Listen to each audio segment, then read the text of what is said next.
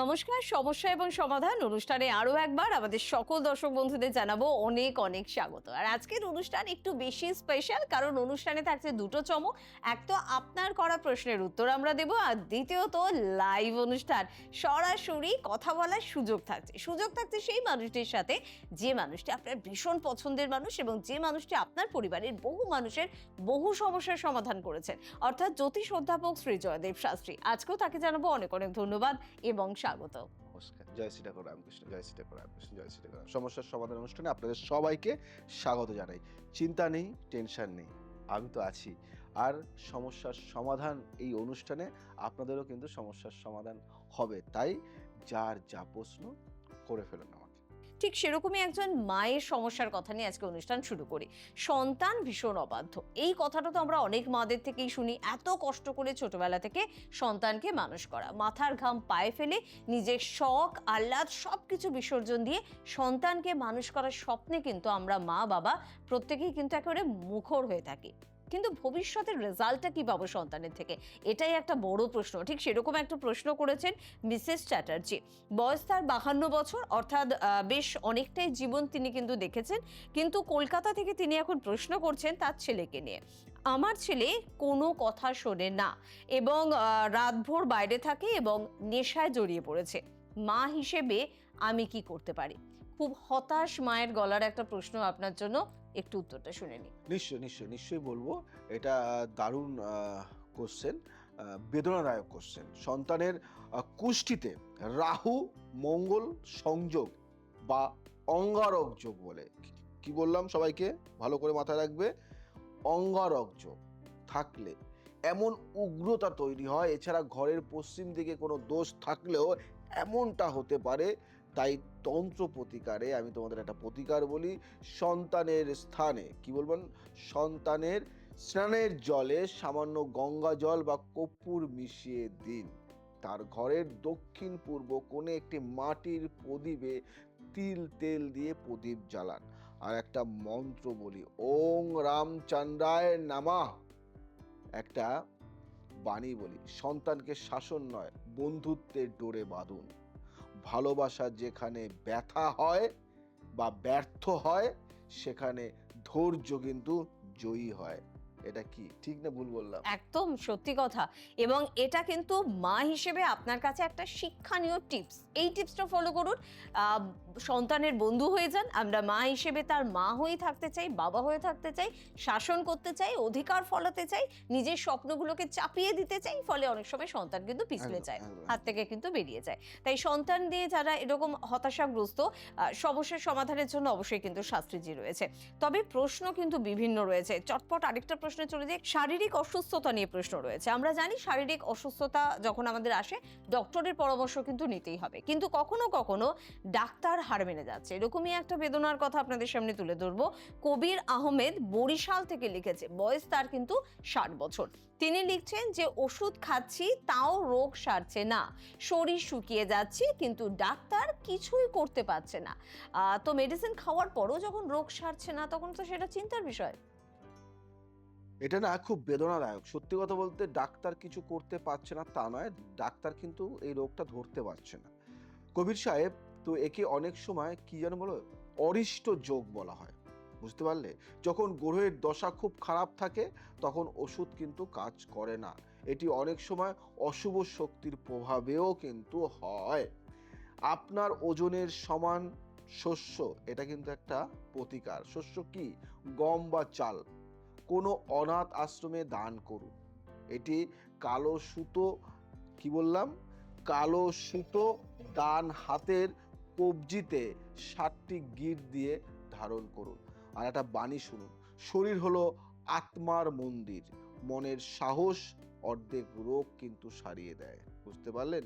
ঈশ্বরে বিশ্বাস হারাবেন না, সাকসেস সাফল্য আপনার কিন্তু হবে। চট করে পরের প্রশ্নে চলে যাব, কারণ আবারও কিন্তু আপনার সাথেও কথা বলতে হবে। চাকরিতে প্রমোশন এবং কর্মক্ষেত্রে রাজনীতি চলছে, এই প্রশ্ন কিন্তু অনেকেই করে থাকেন। তো সেরকমই একটা প্রশ্ন করেছে প্রিয়াঙ্কা, যে প্রিয়াঙ্কার বয়স মাত্র 28 বছর। আর প্রিয়াঙ্কা প্রশ্ন করেছে কিন্তু ব্যাঙ্গালুরু থেকে, এবং ও লিখছে যে অফিসে আমি খুব পরিশ্রম করি কিন্তু ক্রেডিট অন্য কেউ নিয়ে চলে যায়। বসের কাছে সব সময় আমি খারাপ হয়ে যাচ্ছি? তো এই প্রশ্ন শুধু প্রিয়াঙ্কার না, আমাদের অনেকের আছে যারা আমরা চাকরি বাকরির সঙ্গে যুক্ত থাকি, যে কেন আমার ক্রেডিট অন্য লোকে নিয়ে যাবে, বা কেন বস আমার উপর খুশি হচ্ছে না। একদম একদম একদম প্রিয়াঙ্কা, তুমি এটা খুব দারুণ কোশ্চেন করেছো। তোমার জানো তো, রবি মানে কি সূর্য, রবি দুর্বল থাকার কারণে তুমি প্রাপ্য সম্মান কিন্তু পাচ্ছ না। তার কারণ হলো দশমপতি যখন শুক্র, মাথায় রাখবে, দশমপতি যখন শত্রু গ্রহে থাকে তখন কিন্তু কর্মক্ষেত্রে রাজনীতি বাড়ে, এটা মাথায় রাখবে।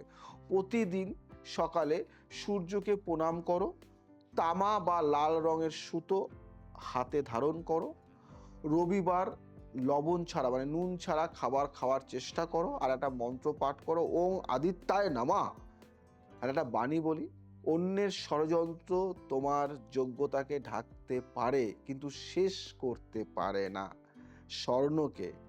স্বর্ণকে কাদা মাখালেও তার স্বর্ণই থাকে, এটা মাথায় রাখবে। যে গুণী একদম। ব্যক্তিত্ব হয় সে তুমি যতই ঢাকার চেষ্টা করো সে কিন্তু তার জ্যোতি বেরোবেই। তার জ্যোতি বেরোবেই।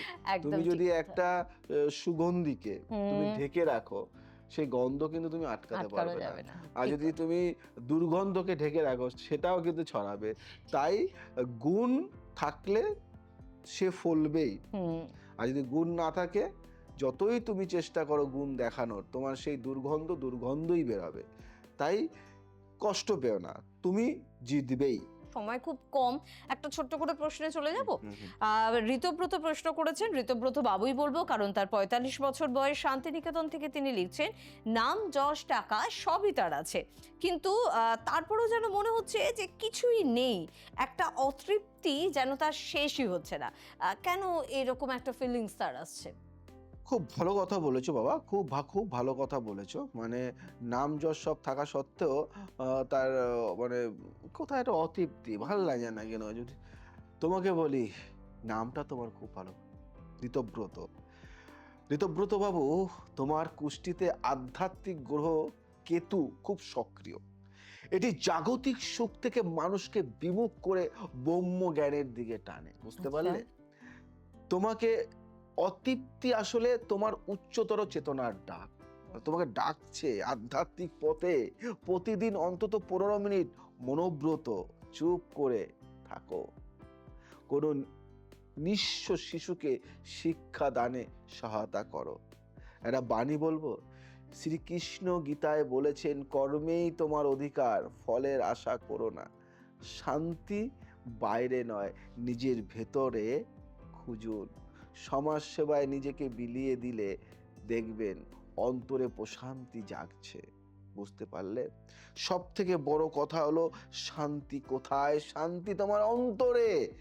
তাই নিজে এমন কিছু ভালো কাজ করো যে কাজটা তোমাকে যেন একটা ভিতর থেকে একটা আলাদা শান্তি দেবে। তাই আমি জয়দেব শাস্ত্রী তোমাদেরকে বলি, এই যে তুমি যে কথাটি বললে না, এটা আমার সাথেও কিছুটা মেলে, জানো তো। আচ্ছা। আমি শান্তি পাই না কোনো কাজে। হুম। মানে আমি কাজ করে যাই, তার জন্য কিন্তু আমার বিভিন্ন সমাজের প্রতি বিভিন্ন কাজ। আজকে আমি বৃদ্ধাশ্রম করেছি, হুম। আজকে আমি অনাথ আশ্রম করেছি, বাহ। আজকে আমি 51 কালীবাড়ি করেছি। আজকে এগুলো কেন আমার তাড়িয়ে নিয়ে বেড়ায়, যে আমি সমাজের জন্য যেন কিছু করে। ভিতরে যখন তোমার শান্তি থাকবে না, তখন তুমি কিন্তু সমাজের জন্য কিছু করতে থাকবে। আর যে নিজেকে ভাবে যে শান্তিতে আছি, সে কিছু করবে না, সে শুধু ঘুমোবে। ঘুমোবে, তাই ঠিক কথা। তোমাকে তাড়িয়ে নেওয়া মানে বেরোনো মানেই ঈশ্বর চাইছে তোমাকে দিয়ে কিছু করাতে, তোমাকে আরো দূরে নিয়ে যাবে। এটা কিন্তু খারাপ না, এটা কিন্তু একটা ভালো, যে তুমি কর্ম করছো না, শান্তি পাচ্ছ না, আরো কিছু করব। তাই আজ জয়দেব শাস্ত্রী থেমে থাকে না, কিছু করে, তাড়িয়ে নিয়ে বেড়ায়। তাই এটা আমি তোমাদের বলবো, এটা ভালো। তাই এটা যদি ঠিকঠাকভাবে তুমি নিজেকে যদি নিজের মতো করে যদি চলতে পারো, সাফল্য তুমি পাবে। আজকে জয়দেব শাস্ত্রী পেরেছে, তুমি কেন পারবে না? আজকে আমি 51টা মাকে রাখতে পারি, 51টা মাকে আমি রাখতে পেরেছি। আজকে আমার দেগঙ্গাতে অম্বিকানগরে আমার একটা বৃদ্ধাশ্রম আছে, বাহ।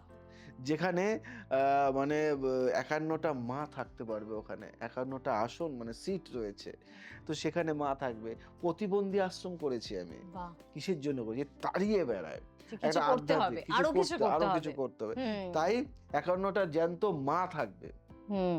এটা সম্ভব নয়, এটা ঈশ্বরের দান না থাকলে হয় না। যাই হোক, সময়ের সাথে সাথে চলতে হবে। ভালো লাগলে শেয়ার করো, লাইক করো এবং ছড়িয়ে দিও। আজ আসি, আবার আসবো নতুন কিছু নিয়ে। জয় শ্রী ঠাকুর রামকৃষ্ণ। নমস্কার।